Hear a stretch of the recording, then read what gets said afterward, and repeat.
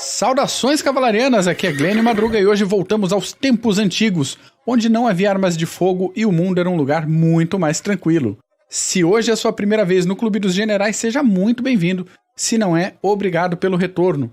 Com a gente o nosso amigo professor e analista de defesa Renato Clos, o nosso Paulos. Como é que tá, Paulos? Tudo bom, meu caro Glênio? Como que vão as coisas? Tudo certo? 100% céu azul em Santa Catarina. Uai, bom demais. Coisa então, mais linda. Tá muito bem, perfeito. tá muito bem. Você, ouvinte, deve lembrar dos tempos de escola, quando o professor falava das famosas guerras médicas. E eu tenho certeza que você já imaginou um monte de gente de jaleco e estetoscópio em um campo de batalha sem saber o que fazer. O caso é que os medos eram um povo que vivia nos planaltos iranianos e na Ásia Central e acabaram fundando o império no final do século VII a.C., depois de darem um pau nos assírios. Dentro desse império, havia outros povos como os Passárgadas, os Maráfios, os Máspios, os Pantialeus, os Derúzios, os Daios, os Mardos, os Sargácios, os Drópicos e, por fim, os persas. Ciro, então, coordenou uma revolta, fundou o Império Persa e abriu caminho para a conquista dos hititas e dos egípcios. Porém, para um grego, não havia muita diferenciação entre todos esses povos que eu falei agora e provavelmente para você que está ouvindo a gente também não. E o Heródoto deu uma simplificada grossa quando chamou as campanhas greco-pérsicas simplesmente de guerras médicas. Mas para entender o que a gente vai fazer, qual que é a sequência dos próximos episódios, Paulos, alvo à frente, fogo à vontade, o que tá preparado aí pro nosso ouvinte? Bom, vamos lá. Nós planejamos, uma tríade, uma série de 3 episódios sobre a história militar antiga, só que nós vamos cobrir a parte da tradição helênica. Então, nós vamos cobrir desde a invasão persa no século V à Grécia, até passando pela Guerra do Peloponeso, entre Esparta e Atenas, e vamos terminar contando a campanha e a parte estratégica de Alexandre o Grande. Então será uma série de 3 episódios voltados para essa época antiga e a forma de se fazer guerra naquela época. Então, hoje, particularmente, nós vamos falar da invasão persa à Grécia no século V a.C. Mais precisamente, claro, nós temos que jogar o contexto, tudo, então nós vamos falar da revolta jônica, a expedição punitiva aos atenienses, a batalha de Maratona, com Miltíades dando show e visão estratégica. Sim, depois vamos falar de Temístocles também, o ateniense, que era um gênio militar e que desenhou a estratégia que os gregos usaram contra os persas já na segunda invasão, que nós vamos falar 10 anos depois. Depois nós vamos falar do desastre das Termópilas, todo mundo vai lembrar, o ouvinte vai lembrar dos 300, o filme. Então nós vamos falar do desastre das Termópilas e o subsequente renascimento grego na Batalha Naval de Salamina e a sua consolidação na batalha já essa terrestre de Plateia. Vale lembrar que Salamina foi a maior batalha naval de todos os tempos, Mac. 100 mil as baixas na batalha. Foi maior do que Midway, maior que Trafalgar, não chega nem aos pés da Batalha de Salamina. Normalmente a gente pensa essas batalhas mais atuais, como você citou, Midway, Jutlândia, uma batalha naval, não sei o que e tal. Pô, gente, tem coisa muito mais interessante aí e muito mais sangrenta na história militar. Muito mais. E se você for pensar que as táticas naquela época, principalmente nas batalhas navais, eram aqueles quando você abalroava os outros navios inimigos e o tomava de assalto, então aí que fica bem mais interessante de se estudar e de se entender como que eram naquela época. Mas, Mac, para a gente começar a falar sobre essa guerra entre gregos e persas no século V, é interessante a gente entender como que eram as forças gregas e persas naquela época. Bom, o exército grego na época da invasão persa, ele tinha um modo muito peculiar de se fazer guerra, que era com a massa composta de soldados de infantaria.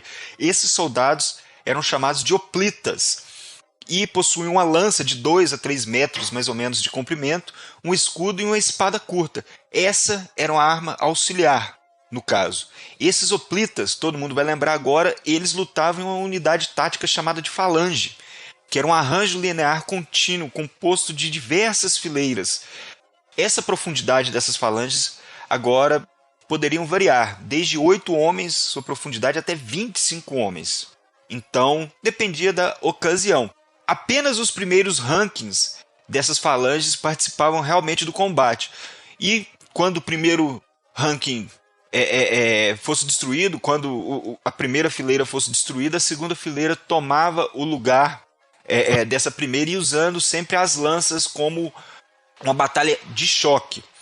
Então, se a segunda fileira fosse eliminada, a terceira entrava em cena.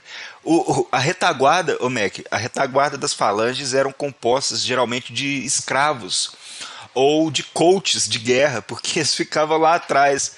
Coach de guerra, isso aí? O coach que ficava lá atrás dando apoio psicológico para os caras da frente. Empurra, vai! Então nós tínhamos essa galera aí na retaguarda das falanges. Tanto os escravos para fazerem força, mas também aqueles soldados que davam apoio psicológico dessa falange. E esse apoio psicológico era muito grande, porque se a falange enfraquecesse, toda a linha iria se abrir. Uhum. Então nós tínhamos esses problemas. Então a falange, as primeiras fileiras da falange com as tropas de elite, e a retaguarda da falange geralmente com aqueles soldados que empurravam aquela força junto dos escravos, mas que raramente participavam das batalhas. Junto desses gregos e das falanges, nós tínhamos os soldados que participavam junto de armas de lançamento e arremesso. Só que eles tinham um papel secundário. O que é engraçado, porque Hércules, que era o herói nacional daquela época, era um arqueiro. Uhum. E nós temos o relato até de um corpo de arqueiros que foi mencionado por Heródoto na Batalha de Plateia, já no final da campanha. Só que a falange realmente era o corpo principal.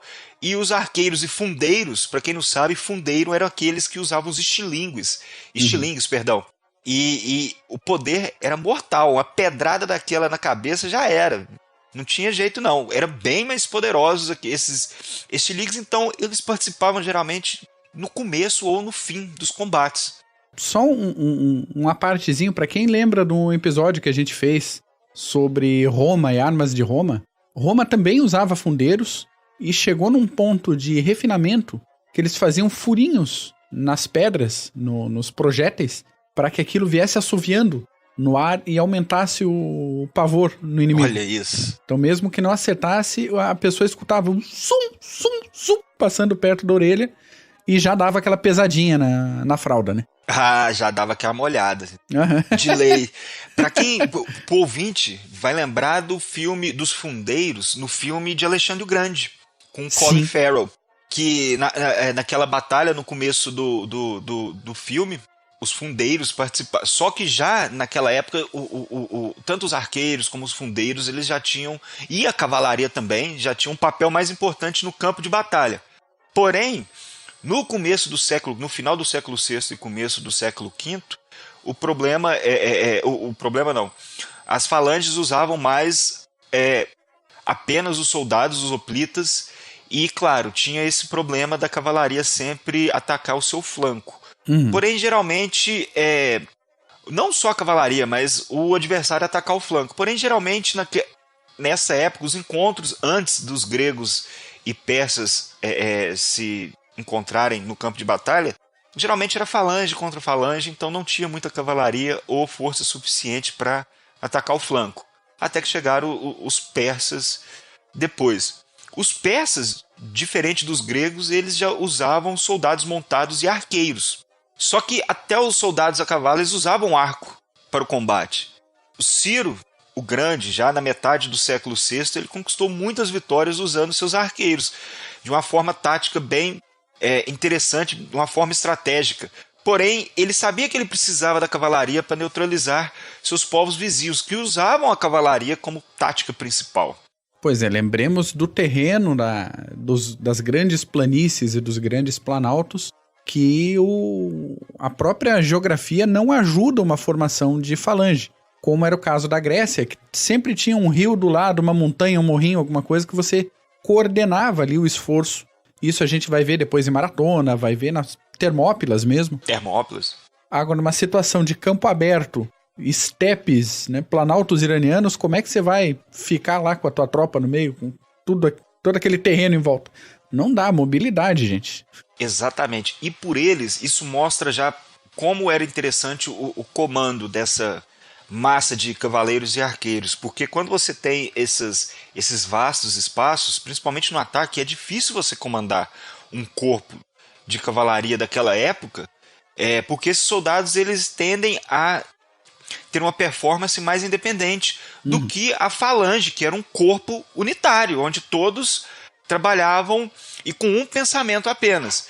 Então isso mostra o quão poderosa era também a força persa de você botar esse corpo de cavalaria dos quintões do Império Persa todo em uma massa própria para atacar. Então isso já mostra o quão não só poderoso, mas o comando, como era o comando firme dessas forças persas junto desses corpos de cavalaria e arqueiros, né?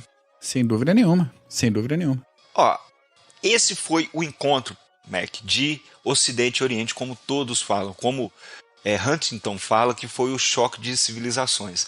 E não só o encontro dessas culturas, foi também um encontro de formas diferentes de se fazer guerra.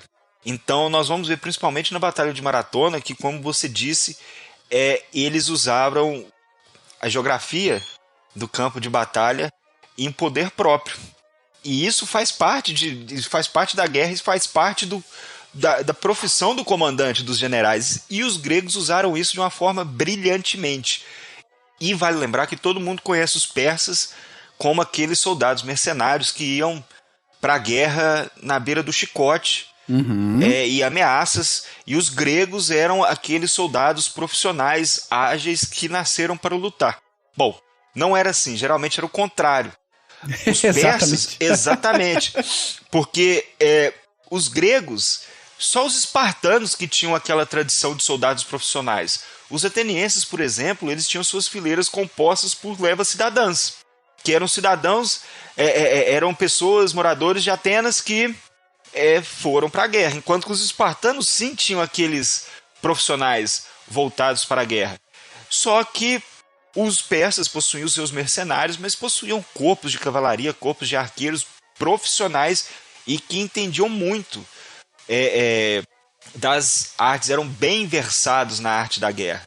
Então, para aqueles que acham que aquelas forças espartanas naquela época eram que nem no 300, rinoceronte correndo, chicote estralando, porra, né? Podia até ter isso, mas não era bem daquele jeito, não. Não era bem a regra. E dá pra gente expandir um pouco a questão persa, que justo que você falou agora dessa diferença, né? Dá pra falar um pouquinho da marinha persa, que isso. Os persas sempre visavam essa questão do profissionalismo. Então, no caso da marinha, grande parte do potencial era fornecido pelos fenícios, já que o Império Persa, muito bem explicado por ti agora, foi desde sempre um império terrestre. Os comandantes, na maioria, eram fenícios, a maior parte deles da cidade de Sidon, mas também havia comandantes egípcios, de Chipre e gregos. Pois tinha grego contratado aí no meio.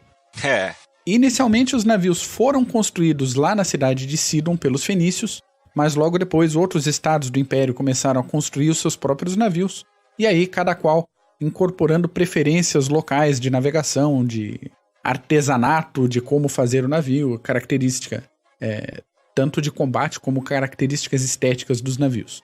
Os primeiros navios aquemênidas persas mediam cerca de 40 metros de comprimento por 6 de largura. Pois e eram capazes de transportar até 300 soldados por viagem.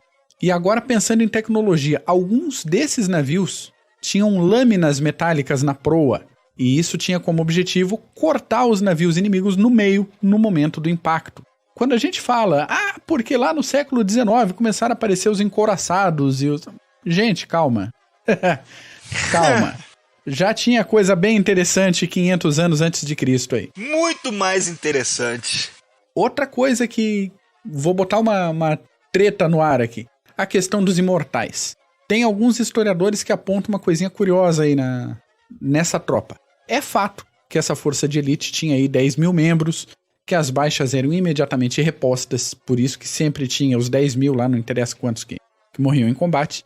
Mas parece que, para fazer o relato dessa unidade, o informante do Heródoto deu uma tropeçadinha na tradução de uma palavra persa que se referia à companhia, à guarda de companhia, à guarda pessoal. E essa palavra era anúsia. Se alguém souber a pronúncia persa disso, agradeço a colaboração. Porém, isso foi confundido com a palavra anausa, provavelmente, que significa imortal. E a coisa ficou assim mesmo. Então, ele deveria se referir sobre a guarda pessoal do imperador e houve um ruído de comunicação aí, a guarda imortal, a guarda dos imortais, a própria dos imortais, a gente conhece por imortais até hoje. Falando do pessoal de chão mesmo, a infantaria leve, proteções corporais mais leves do que os gregos, lanças mais curtas. Lembrando, tinham que caminhar horrores, fazer uma guerra de mobilidade. Cavalaria também leve, lanceiros e arqueiros montados. Esse conjunto, como a gente comentou, evidenciando preferência pelos campos de batalha dinâmicos, e essa possibilidade de trabalhar com arqueiros antes do impacto era algo sensacional para os persas, porque os gregos tinham esse negócio de chegar e travar contato com a lança. Os persas não, eles castigavam a tropa inimiga com os arqueiros muito antes do impacto. Então é uma situação ideal, uma tropa de arqueiros persas, considerando aí uma tropa padrão de 10 mil arqueiros, fazia chover 100 mil flechas por minuto sobre o inimigo. Deixava o céu escuro. Deixava o céu escuro, não era brincadeira, vamos tampar a luz do sol com as nossas flechas. Não, era isso aí mesmo. Só que daí tem aquela situação. No momento que as frentes estão se aproximando, e considerando uma cavalaria de arqueiros e lanceiros persas, em campo aberto, os arqueiros estão lançando essas flechas, os escudos da infantaria inimiga têm que subir. Isso deixa todo mundo vulnerável para a cavalaria, para a lança. Isso. Então, ou você escolhe se defender de flecha, ou você escolhe se defender de uma carga atropelando você. Isso aconteceu em Maratona. Pois é. E dá uma briga danada sobre o que Heródoto escreveu, porque ele fala que os gregos dobraram a marcha para evitar as flechas. Uhum. Nesse encontro, porque, como você mesmo disse, antes de chegar no combate, no choque, já não era para chegar ninguém. Já era para ficar todo mundo no meio do caminho com as flechas. Pois é. Então, Delbrück, por exemplo, ele não aceita isso. Ele usa o peso dos equipamentos, o peso da lança, do escudo e a marcha que esses soldados tiveram que fazer, porque Heródoto cita até o comprimento que eles tiveram que percorrer, que eram 8 estradas. Agora eu não me lembro, 1,5 milha mais ou menos, porém é uma das discussões. Mas muita gente cita que sim, eles, na hora para evitar essas flechas, eles começaram a correr, dobraram a marcha e, segundo Heródoto, eles conseguiram, mas é de se estudar, né? Como você mesmo disse, né, Mac, que até o erro de tradução, então, por isso que até Delbrück mesmo fala que precisa se estudar muito esses relatos, até para poder passar mais para frente de uma forma concisa e coerente, né? Então, muita gente discute. Delbrück, por exemplo, fica puto da vida quando fala, não correram, não podiam ter corrido. Na hora do choque, eles iam provavelmente já chegarem mortos de cansaço. Enfim, mais uma das discussões que a gente levanta aí que fica no ar. Né? Pois é, e aí a gente tem que ver essa preocupação como aquele limite muito fino entre a história e o mito. Isso, exatamente. Até onde que o Heródoto... Claro, sempre quando tem, ou praticamente sempre quando tem relatos de batalha, assim, a gente sabe que quem tá relatando, principalmente se tá com os estandartes inimigos na mão, vai dar uma valorizada na própria tropa. Vai dar aquela... a gente tava bem organizado, não sei o quê, aquele bando de covarde virou as costas e correu. Mas calma, gente. Às vezes não era tanta gente assim, como no caso das Termópilas. Às vezes... Calma, a gente tem que ter calma na análise dos dados, principalmente de gente com o peso do Heródoto. Então, estudos recentes sempre são interessantes quando a gente está vendo esse tipo de material.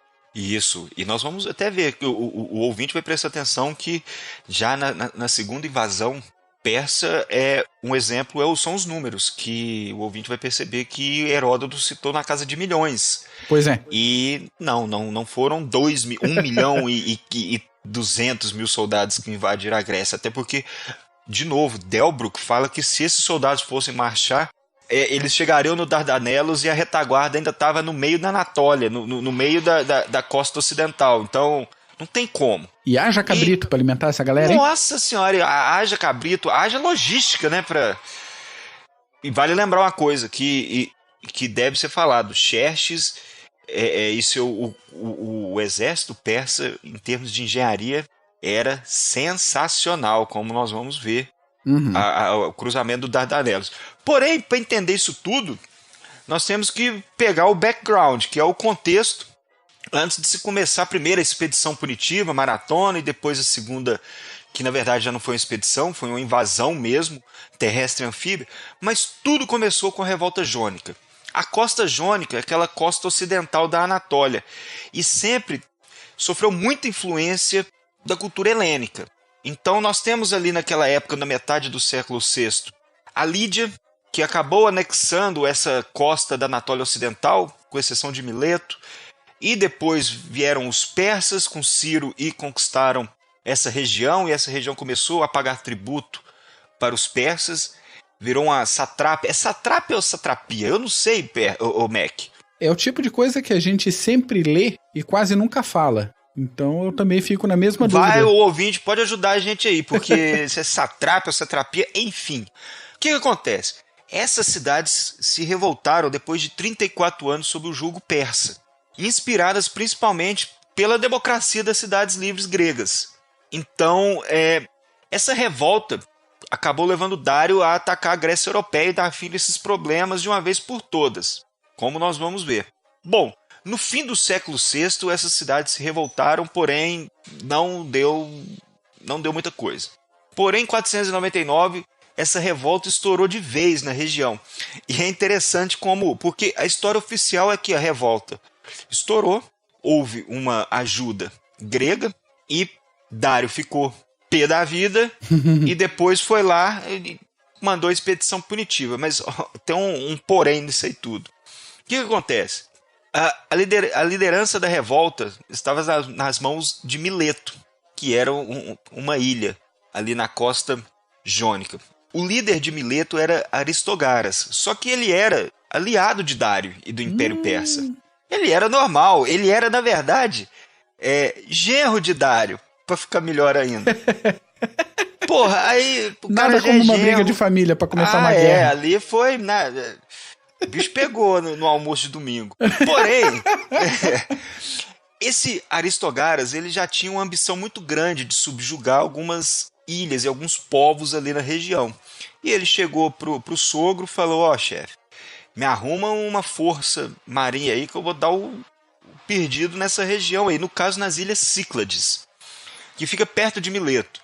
Dário forneceu 200 navios de guerra para Aristogaras, só que os navios de guerra vieram com o almirante junto, com Megabates, e houve uma briga entre esses dois para ver quem que comandaria essa expedição naval contra as ilhas Cíclades, ou contra o povos Naxos. Bom, quem perdeu foi Megabates, quem iria coordenar essa expedição seria Aristogaras. E para ferrar tudo de vez, para fuder o nosso querido Aristogaras, ele contou para o povo de Naxos que Aristogaras estava chegando para subjugá-los. Que safado! Bom, foi um completo fracasso, ficou desmoralizado Aristogaras, e para meter o pé na porta de vez, falou: então eu já sei que as cidades jônicas estão ávidas para expulsar os tiranos persas, eu vou trocar de lado e instigar uma rebelião e nós vamos ver quem é mais sacana. Ele fez isso, né? Pediu ajuda às cidades gregas, lógico que só ele ia levar uma lavada. Esparta não pôde ajudar, porque eles estavam em meio a umas festividades, mas Atenas e a Erétria mandaram contingentes terrestres e navais, o que ajudou um pouco essas forças de Aristogaras, e eles ocuparam até a capital da Lídia naquela época, que era Sardes. A Lídia também era um estado pagador de tributo para os persas. Porém, foram derrotados na Batalha de Éfeso, em 498 a.C. Aristogaras fugiu para Trácia, onde foi para o Beleléu enquanto ele estava fugindo, sumiu, só que a rebelião continuou. Então, em 494, teve o cerco à cidade de Mileto, porém, depois de 6 anos, em 493, acabou essa rebelião jônica. E Dário estava decidido a punir a Grécia, precisamente punir Atenas, pelo auxílio que eles deram a essas cidades jônicas. Essa é a versão oficial. Bom, ele foi punir os atenienses devido à ajuda que eles deram à revolta jônica. E tem uma adição, que aí para todos nós percebemos como tudo era política naquela época. Dário tinha vontade de empreender essa expedição, só que o que ajudou foi um ateniense que foi banido na cidade algumas décadas antes, chamado Hippias. Ele foi banido porque tentou matar o irmão na busca pelo poder. Então eles baniram ele e ele foi procurar refúgio na corte persa. Quem é que lembra da punição do ostracismo aí? Tá aí, ó. Exatamente. Vai embora. Conseguiu se reerguer e chegou para Dário e falou: olha, que tal você não só punir os atenienses, como me colocar como líder de mais um estado pagador de tributo e vassalo aos persas? O Dário falou: bom, eu já tenho o operacional, vou botar também Hippias para ajudar nessa expedição. Vale lembrar que isso não era uma invasão, no caso era uma expedição punitiva mesmo. O que os persas, sob Mardônios, que foi o principal, queriam era subjugar e dar um couro nos atenienses, falar: ó, não faz mais isso, pá.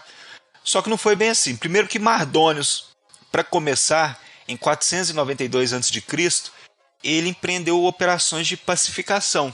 Isso é normal na história militar. Sim. Antes das operações, você faz a pacificação para não ter perigo na sua retaguarda. Alexandre o Grande fez isso antes de atacar a Ásia e a Pérsia. Então, só que Mardônios, nessas operações de pacificação e limpeza, ele acabou perdendo sua frota em uma tempestade. Só que isso não foi problema.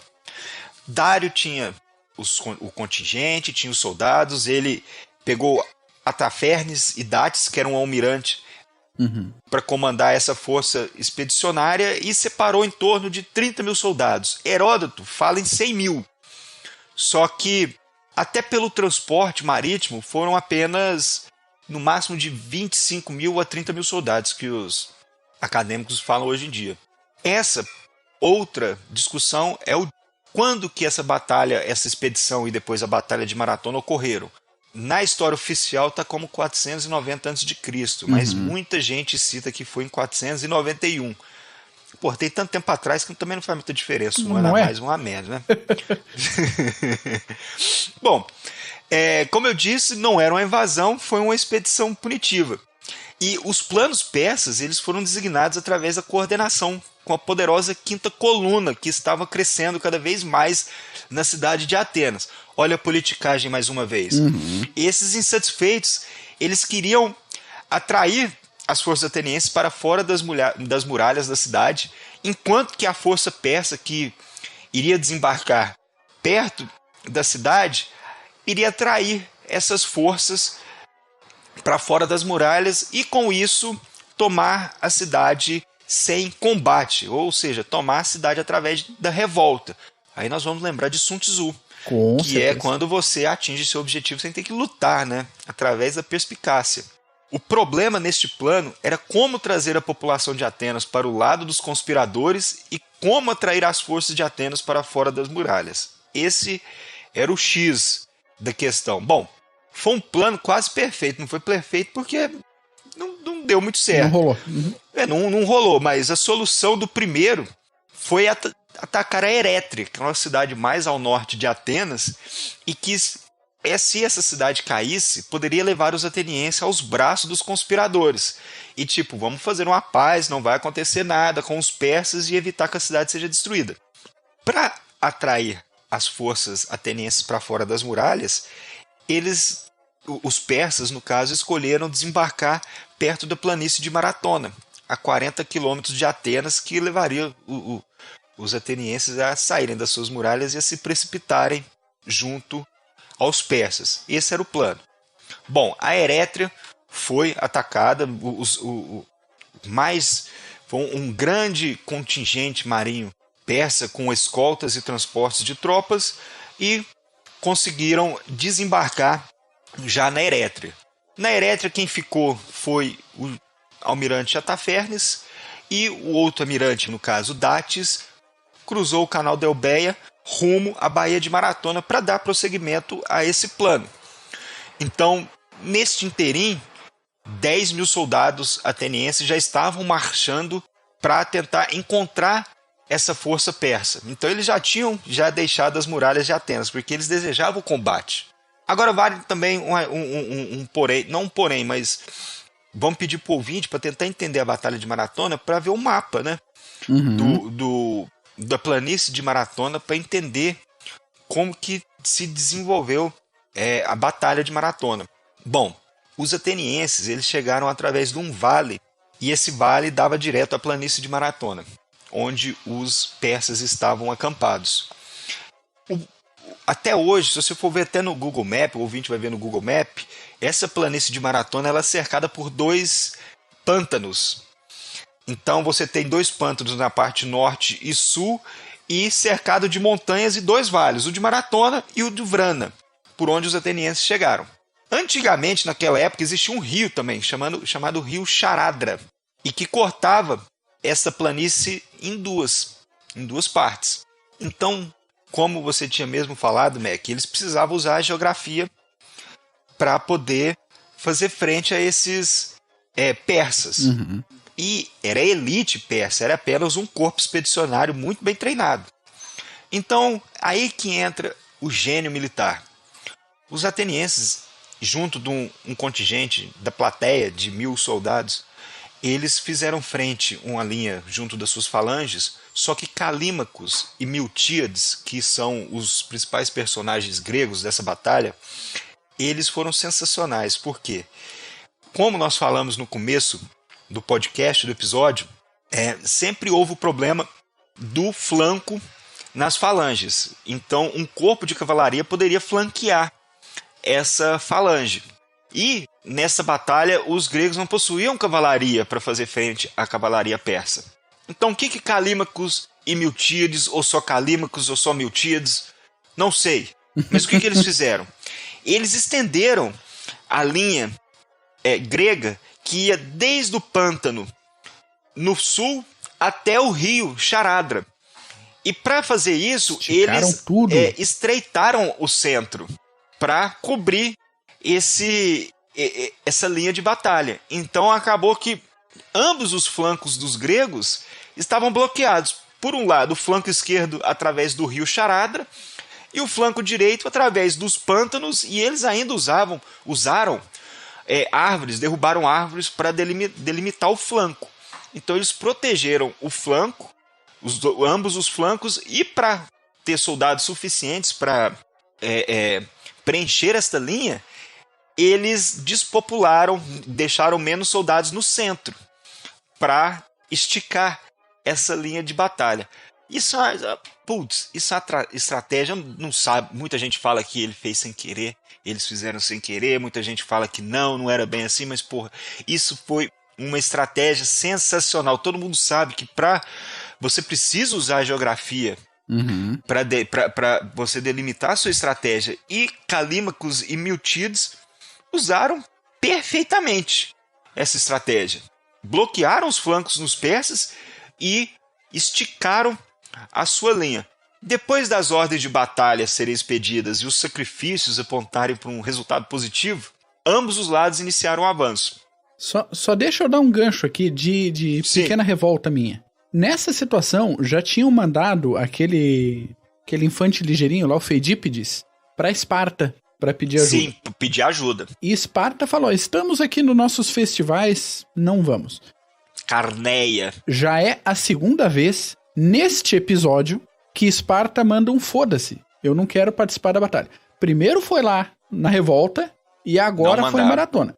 Então, às vezes esse negócio, porque os espartanos, porque guerreiros, porque fodalhaço. segunda vez que eles viram as costas e falaram, não quero me meter com esse negócio. Tá? Eu acho que é super valorizada a tropa de Esparta, mas vou deixar aqui a revolta no coração do nosso ouvinte que é fã de Esparta, porque, olha... Deixar o ouvinte... Mas ele vai ficar com raiva. Essa revolta, principalmente dos espartanos, depois nós vamos observar na Guerra do Peloponeso. Sim. Esparta tinha muito... sempre foi contra essa ideia ateniense de união dos povos helênicos. E Esparta era uma potência naquela época. Como nós citamos, até o corpo profissional dos soldados, eles eram soldados, não eram outras coisas. Até no 300 falam isso, né? Sim, sim. E Esparta, deu pra trás 2 vezes. Falou, nós estamos num festival aqui. E como nós vamos ver... Estamos no meio do churrasco, quer que a gente vá pra guerra? Tá louco? Não vamos, é festa do Apolo e tal. E o que acontece? Os gregos esperaram até o último momento os espartanos. Eles ficaram acampados contra o acampamento persa por 7 dias, esperando, com o perigo da quinta coluna tomar Atenas por revolta, porém eles precisaram esperar os espartanos, que não chegaram. Então eles no 8º dia entraram em combate sem os espartanos. Aí que entrou o gênio militar. Os persas fizeram o centro grego recuar, já que esse centro grego era mais leve, enquanto que os flancos, mais poderosos, com mais profundidade, obliteraram as forças persas. E o que aconteceu? Quantas vezes nós já falamos do duplo flanqueamento? Os persas foram cercados, quando foram ver, metade estava fugindo para os navios, outra metade lutando para não morrer. Ou seja, rodaram. E rodaram tão bonito, cara, porque tem fonte que fala o seguinte, um pouco antes da batalha, alguém foi visto no alto de um morro fazendo sinais com escudo de bronze polido para a marinha persa. E daí os cavaleiros persas que estavam em campo viraram as costas e começaram a embarcar nos navios. Nesse momento, aquele gênio militar que você fala, os gregos falaram, agora, vamos cair em cima dos caras. Os caras estão com a cavalaria desarticulada. E foram em cima. Então, no meio daquele caminho de tropa vindo, infantaria tentando se colocar no lugar, os arqueiros tudo perdido, deu impacto, cedeu o centro grego que estava fraco e o duplo flanqueamento. E não tinha como ser mais perfeita a manobra nessa situação, né? Você tira todas as vantagens dos persas, tira a mobilidade, tira a possibilidade dessa manobra em campo, tira uma cavalaria que podia dar um impacto e chove em cima dos caras. Perfeito, perfeito. Subjugaram totalmente a estratégia persa. A verdade é essa. Não conseguiram usar a geografia, a vantagem que eles poderiam usar, a cavalaria, não pôde ser usada. Fez nada. Devido ao que os gregos fizeram. Sensacional. A linha de batalha ficou no formato côncavo. Aí o duplo cerco é inevitável. Isso é clássico, clássico, clássico. Os persas perderam 6.400 soldados, junto de 7 navios. E só quase 200 atenienses pereceram, 192 no caso, Calímacos entre eles. Na história, muita gente dá valor ao Miltíades, mas o Calímacos também estava junto, e Calímacos lutou na direita, que é o lugar de destaque. Em toda linha de batalha, a direita, que geralmente, a direita sempre, geralmente contém aquelas tropas de elite. Miltíades lutou no centro e Calímacos lutou na direita, pereceu, morreu, só que a vitória já era grega, a vitória no dia. Então o rei Dário precisou, no caso Atafernes e Dates, precisaram ir embora dessa expedição. Essa tentativa de punir os gregos acabou em vexame, humilhação, e que deixou Dário puto da vida. Aí ele falou, agora que eu vou tocar o terror na Grécia. Como eles fizeram isso com minhas tropas, enfim. Ele teve 10 anos, na verdade foram 10 anos de diferença para a segunda invasão persa. Dário bateu as botas em 486 a.C.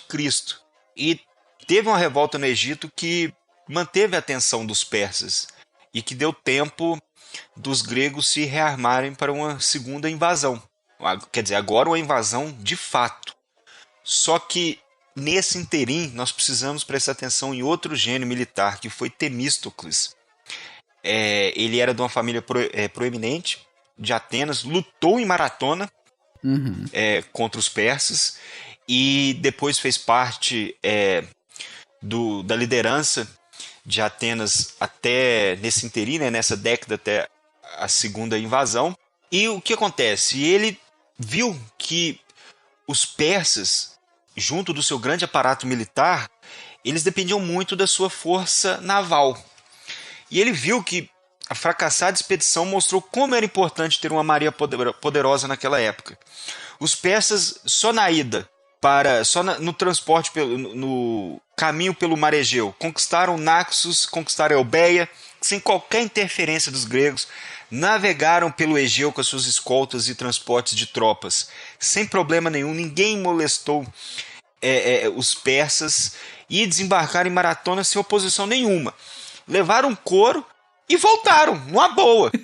Então ele via que, ter uma marinha, e principalmente para os atenienses, não só nessa questão de segurança, mas diferentemente de Esparta, os atenienses eram aquele povo voltados para o comércio, voltados para atividades marítimas de comércio. Então eles precisavam de uma frota naval para não só proteger esse braço comercial, mas também proteger nessa parte de segurança mesmo.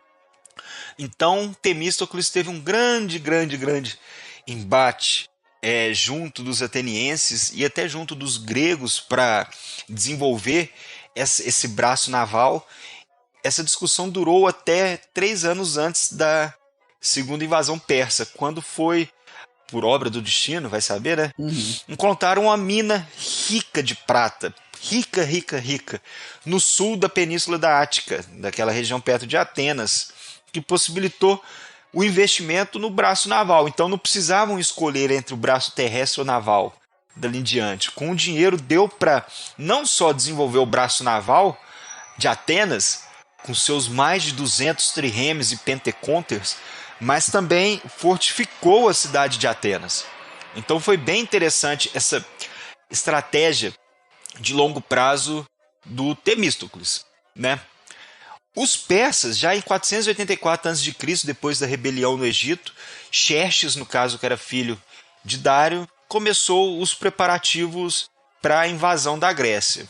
Bom, como nós citamos, Heródoto botou quase as cifras em 2 milhões de soldados, só que não eram isso. Era em torno de 100 mil soldados que os acadêmicos e historiadores falam hoje. Dá uma diferença, hein? Para 2 milhões? Uma diferença legal. Mesmo assim, era um corpo de tropas muito grande. Então aí que entra a logística persa. Essa tropa, para poder marchar, a Grécia teria que marchar paralela à costa, junto da frota naval persa, suprindo essa força terrestre. Então há essa coordenação entre forças navais e forças terrestres. Vem as obras de engenharia dos persas, que eram obras sensacionais. Vale lembrar que eles cruzaram o Dardanelos através da construção de uma ponte de pontões, cruzaram esse corpo de tropas inteirinho. Depois construíram pontes e canais junto de depósitos para ajudarem e darem suporte a essas tropas que marchavam até o coração da Grécia. Então, se muita gente acha que os persas, que é a galera pintada lá e com elefante, bárbaros, não era bem assim. Apesar de que quem montou a ponte de pontões foi um engenheiro grego. Ahá! Aí, ó. Aí também... aí, o jogo virou, não é mesmo? Mas enfim. Uma obra, uma engenhosidade muito grande, né? Não, sem dúvida, cara. Você imaginar a criatividade e a habilidade desse pessoal. 500 anos antes de Cristo, praticamente. Enfileirar um monte de navios, fazer prancha por cima. Falar, ok, vamos fazer uma ponte de navios e vamos deixar o pessoal passar aqui por cima. Pera aí, né? Porra, admiremos a engenhosidade desse pessoal. Sensacional. Isso aí abrir um canal para poder transportar parte da frota, em vez de terem que pegar outro caminho. Então, sensacional. Não só na parte de infraestrutura, mas também na parte de estratégia geral. Xerxes, ele estava de olho e tinha como aliado Cartago naquela época. E Cartago tinha umas picuinhas mal resolvidas com as colônias gregas na Sicília. E para evitar que essas colônias gregas, no caso Xerxes, né, para evitar que essas colônias gregas fossem em defesa das cidades gregas contra os persas, Xerxes coordenou um ataque proveniente de Cartago para manter essas colônias gregas preocupadas e se preocupando apenas com este ataque de Cartago e deixando eles longe de qualquer ajuda à Grécia, o que deu certo. Então, mais uma evidência para o ouvinte perceber como que a arte da guerra naquela época era bem mais para frente do que muita gente dizia, né? Com certeza. Ou que muita gente possa pensar. Naquela época, todos eram bem versados na arte da guerra. Nós vamos até fazer uma conclusão sobre isso rapidinho no final. Bom, teve essa parte de estratégia geral, ou grande estratégia que eles falam. E para o lado grego, a questão era, eles possuíam inferioridade, tanto na força naval como na força terrestre. Então era imperativo para eles que tentassem fazer frente aos persas em passes ou estreitos marítimos, onde essa quantidade não valeria muita coisa, acabaria que não teria muita vantagem essa quantidade. Na parte terrestre, o Vale do Tempe e as Termópilas eram os locais ideais, enquanto que no mar, o Estreito de Salamina, o Épiros ou o Canal de Eubéia seriam os locais ideais para esse tipo de defesa. Sempre vale pensando na geografia para matar a mobilidade persa, né? Exatamente, usando a geografia em prol do objetivo militar. Então, o primeiro foi o Vale do Tempe. Então, hoplitas foram transportados até o Vale do Tempe, que é mais ao norte na Grécia, só que eles acabaram dando meia volta, o que desmoralizou um pouco essa força perante a população do norte grego, porque eram vários passes que o Vale do Tempe possuía, então eles não possuíam números suficientes para fazer frente aos persas. Então, a próxima linha de defesa era as Termópilas. Então, os gregos ainda botaram até uma força de 300 trirremes em Artemisium, para os persas não flanquearem as forças do rei Leônidas, que marcharam para as Termópilas. E tem também um porém. Todo mundo conhece que o rei Leônidas se sacrificou. A gente conhece filmes, livros do ato heróico do rei Leônidas e dos 300 espartanos. Primeiro, não eram 300, a força ao todo era 7.000. Exatamente. Primeira coisa. Segundo, muita gente fala que com mais tropas eles poderiam ter segurado as Termópilas e bloqueado os persas. Leônidas sabia que ele estava indo por uma missão suicida. Então ele sabia que ele ia morrer. Então ele não aceitou mais tropas. Ele já tinha esse corpo de 6.000 espartanos e mais 7.000 hoplitas de outras regiões, e ele negou a adição de mais tropas porque ele achava que não era preciso. Então ele morreu lá, ele bloqueou junto dos 300. Vale lembrar que Xerxes acampou em frente às Termópilas por 4 dias, esperando que o tamanho do seu exército desencorajasse Leônidas, e depois jogou corpos e corpos de persas apenas para serem moídos por Leônidas. Então, Leônidas de fato estava bloqueando os persas. Aí que entra a filha da putagem do Eufialtes, que nós já citamos no CGCast dos traidores. O cara lá já era zoadão, entregou o corpo espartano todinho para os persas. Então contornaram e derrotaram Leônidas. Foi uma derrota heróica, porém um pouco inútil, porque houve essa traição do Eufialtes. Então, depois ele foi a Atenas levar a mensagem, enfim, dos persas. Porém, os 300 das Termópilas, na verdade, eram 7.000. Só que no portão principal, num desfiladeiro principal, era o rei Leônidas junto da sua guarda principal de 300 espartanos. Essa é a história.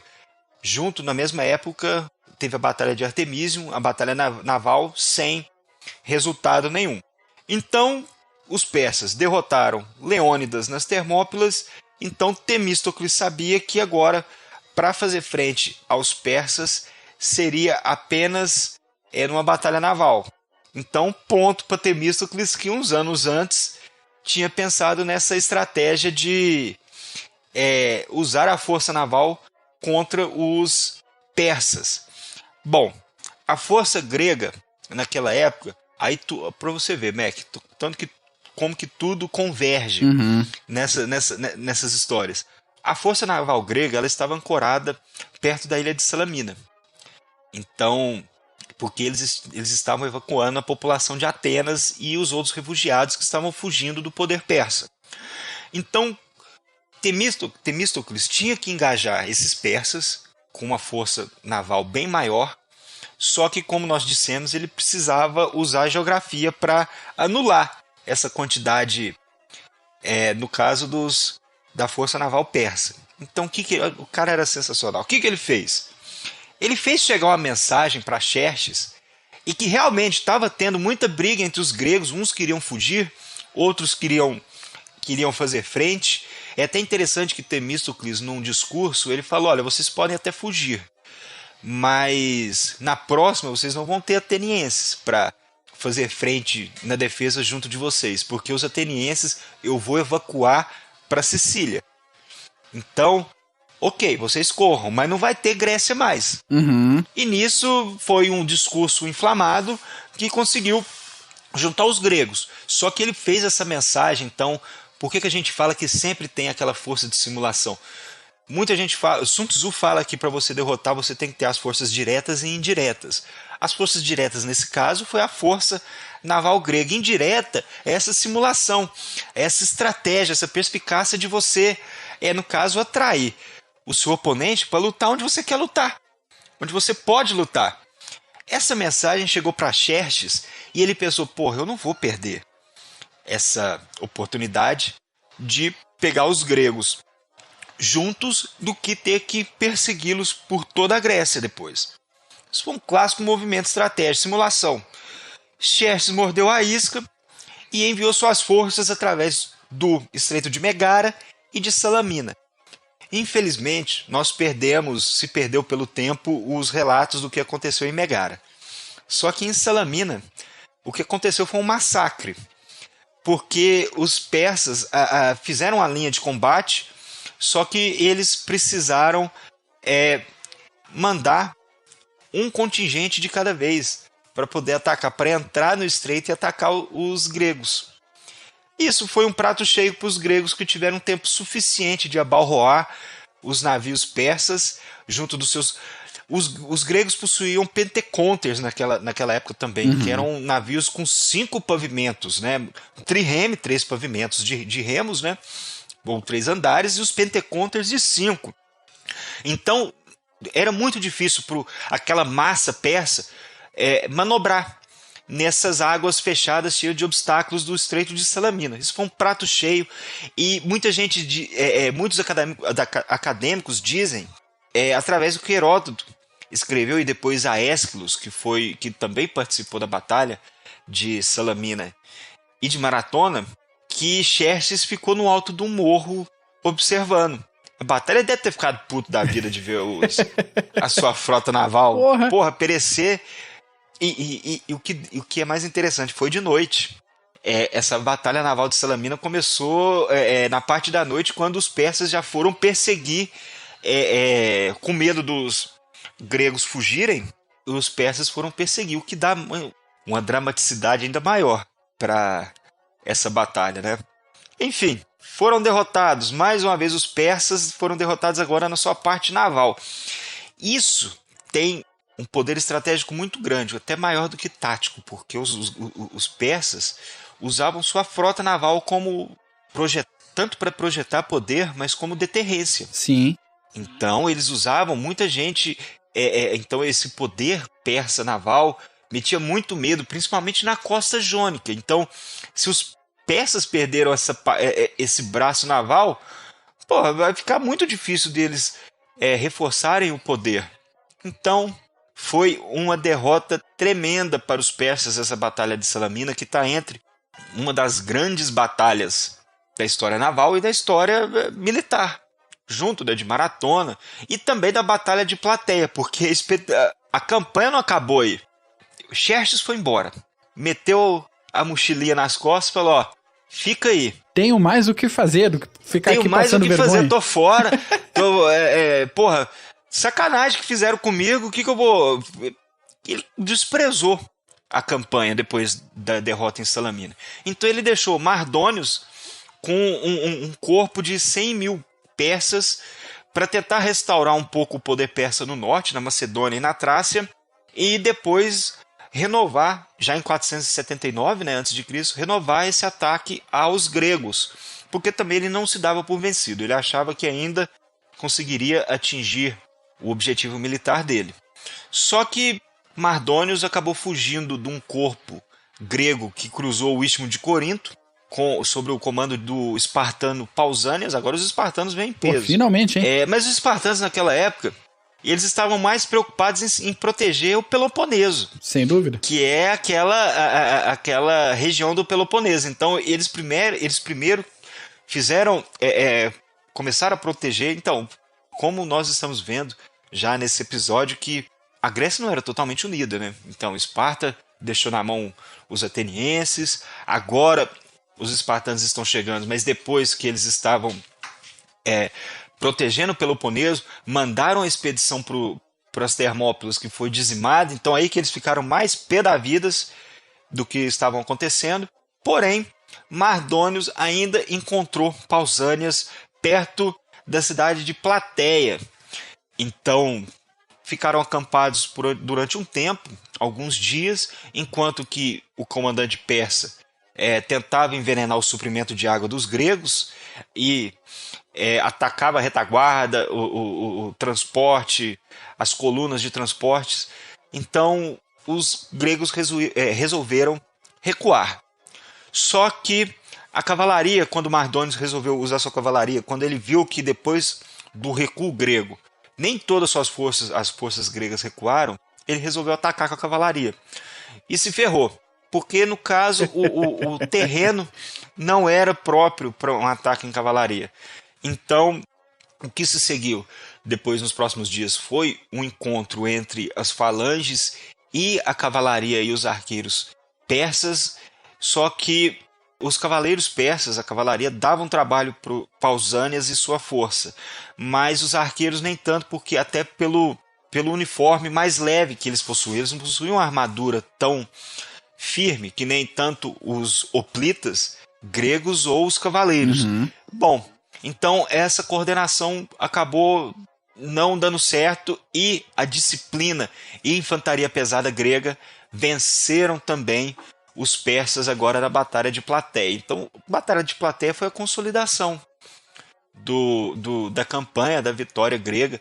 Teve também a Batalha de Micale, que foi uma batalha naval pouco tempo depois, os espartanos também, sobre o general espartano Leotítidas.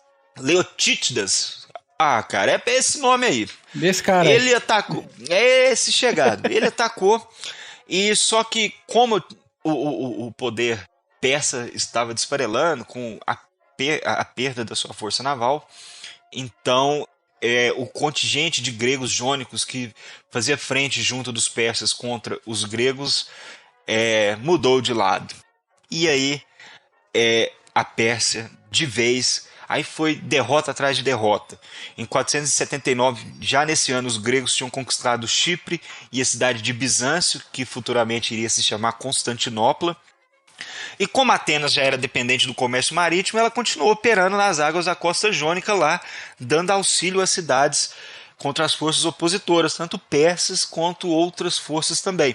O que depois virou a Liga de Delos. Exato. Né? Acabou a campanha entre gregos e persas. Como muitos dizem, né, o confronto entre Ocidente e Oriente. Os relatos dos autores antigos nos mostram como a arte da guerra já era altamente refinada na época, como nós vimos agora no episódio, com seus generais versados na teoria e prática estratégia, como vemos hoje em dia, como um general deve ser.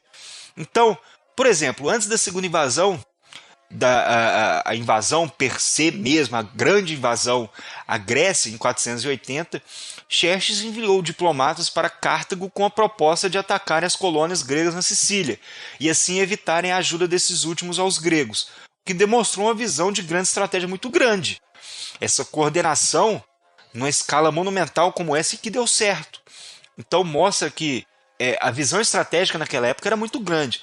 Como também não citar também Temístocles e a visão dele de ter um poder naval para fazer frente aos atenienses, fazer frente aos persas. Uhum. Então, a sua ideia de também fortificar Atenas, apesar de que os persas queimaram Atenas até virou pó Atenas naquela época, mas só dele evacuar a população ateniense, cruzar até a ilha de Salamina, isso é uma visão estratégica muito grande. Então, depois, a simulação que ele fez de atrair as forças persas, as forças navais persas para a Batalha de Salamina, em uma região totalmente desfavorável para os persas, mostra um gênio militar muito grande também. Então, sem falar na logística daquela época, nós citamos a ponte de pontões no Dardanelos, os canais construídos por Xerxes para sua força naval. A tecnologia e percepção era muito grande naquela época, não era pouca bosta não era algo a se desmerecer. Sem dúvida nenhuma. Né? Bom, Mac, essa aí é a história aí pro nosso ouvinte aí, para essa galera que nos segue e curte aí essa história militar, para nossa turma do CG, sobre esse primeiro embate entre gregos e persas, que começou, na verdade, antes de 490 a.C., como nós vimos na Revolta Jônica. Foi com Ciro Grande, na verdade, já É isso aí. conquistando toda aquela região, como você disse. É uma história bem interessante e muito bem relatada por Heródoto, por Aeschylus. Acho que Xenofonte também fala um pouco, Sim. mas eu não li Xenofonte, então eu prefiro citar mais Heródoto e Aeschylus. Agora a gente tem que cobrir o Peloponeso e depois Alexandre o Grande, né? E ver como essas campanhas foram fundamentais na formação cultural de todo o Ocidente posterior. Foi depois dessas campanhas dos persas contra os gregos que começou a grande era clássica, né, o século de ouro de Atenas. Então todo aquele valor cultural, os grandes autores de teatro, tanto de drama quanto comédia, e o século de Péricles, que é chamado por causa do governante de Atenas, o carinha da cabeça comprida lá, tudo isso, mas né, ele usava o capacete no alto da cabeça, ali as estátuas dele até hoje, que a gente tem acesso, vem com o elmo no topo da cabeça, deixando o rosto livre, não encaixado na cabeça, porque, segundo as más línguas, a cabeça dele era muito comprida. E tem os papos assim. E o próprio Ésquilo, que é um dos grandes nomes do teatro grego, a lápide dele não o homenageia como autor de peças. Homenageia ele como herói de maratona. Herói de maratona. E ele, um dos grandes relatos sobre essa campanha inteira é de Aeschylus, e ele participou de maratona segurando lança, fazendo parte do corpo hoplita, e depois foi... Existem acadêmicos, através de outros escritos antigos, que dizem que quem levou a mensagem para Xerxes foi Aeschylus. Aí, ó. Dizem. Agora, não se sabe se foi Aeschylus de fato. Muita gente fala também que foi o escravo pessoal de Temístocles que levou a mensagem para Xerxes, ou outros dizem que Temístocles fez chegar de um jeito ou de outro nos ouvidos de Xerxes a mensagem de que a frente grega já estava se desintegrando, que todo mundo ia bater em retirada. E Xerxes caiu como um pato nessa de, poxa, eu preciso então... Eles entraram no estreito onde o número da frota naval persa não teria vantagem nenhuma. Pois é. E né? Até geograficamente, se for ver as implicações disso até hoje. Convido o ouvinte a abrir o Google Maps de novo, depois de dar aquela conferida na planície de Maratona, de ir até a costa da Turquia e dar um zoom naquelas ilhazinhas que ficam a poucos quilômetros ali da costa turca. Aquilo ali é ilha grega. Tá no mar, é Grécia, isso. Até hoje. E que turco acha ruim até hoje. Mas claro, os caras estão aqui no cangote, como assim? E pode não ter nada na ilha. A ilha é grega, o mar é grego. E foi lá nessas ilhas que começaram, né? Através da Revolta Jônica. É isso aí. Porque a bibliografia fala para ler Heródoto, né? Ler Heródoto, pra quem gostar, tem aquele livro da editora Contexto, Os Portões de Fogo, que é um romance histórico sobre as Termópilas, bem bacana, bem legal de se ler. Com algumas restrições, claro, não é um documento histórico, mas pra quem quer uma leitura mais fluida e quem quer passar raiva com um protagonista prolixo, é um livro legal pra ler também. E os grandes, lê Ésquilo, a peça dele, Os Persas. Ésquilo também, é. Lê o Xenofonte, você é meio desconfiado com o Xenofonte, mas lê Xenofonte também. Tem Ciropédia pra ler, tem bastante coisa. Tem menos coisa do que a gente gostaria, mas tem bastante coisa que sobreviveu aos séculos. Hein? E para quem quiser também, para pegar um autor mais atual, mas que cobre esse período brilhantemente, pode procurar por Victor Hanson Davis, que é um autor, agora eu não sei se ele é britânico ou americano, só que ele escreveu não só vários livros sobre a Batalha de Salamina, sobre a Revolta Jônica, mas a forma grega de se fazer guerra naquela época. As falanges, como elas funcionavam. Então esse autor é primordial também. Vocês podem procurar os livros dele. São vários livros, não são nem 5, 10, são mais do que isso, tudo cobrindo esse período. E as guerras desse período e o jeito de se fazer guerra dos gregos. Então vale a pena também conferir. Maravilha. Meu caro ouvinte, se você gostou desse episódio e acha que alguém mais pode gostar também, compartilhe o link, baixe o áudio, espalhe por aí a palavra do Clube dos Generais. Paulo, meu caro, muito obrigado por mais esse episódio. Eu que te agradeço, meu querido Mac. Tamo junto, mandar um abraço aí pro CG, pros nossos ouvintes. Se curtiu, compartilha, fala do CG e participe do CG também. É isso aí. Os links todos estão na descrição do episódio. Gente, até a próxima. Até semana que vem. Abraço. Falou!